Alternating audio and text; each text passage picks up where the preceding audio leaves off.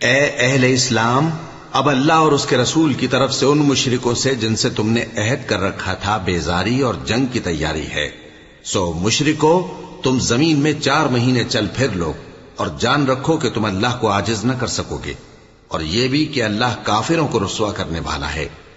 اور حج اکبر کے دن اللہ اور اس کے رسول کی طرف سے لوگوں کو آگاہ کیا جاتا ہے کہ اللہ مشرکوں سے بیزار ہے اور اس کا رسول بھی۔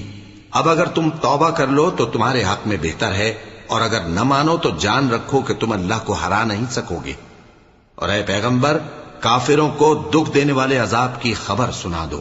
البتہ جن مشرکوں کے ساتھ تم نے عہد کیا ہو اور انہوں نے تمہارا کسی طرح کا قصور نہ کیا ہو اور نہ تمہارے مقابلے میں کسی کی مدد کی ہو، تو جس مدت تک ان کے ساتھ عہد کیا ہو اسے پورا کرو کہ اللہ پرہیزگاروں کو دوست رکھتا ہے۔ پس جب عزت کے مہینے گزر جائیں تو مشرک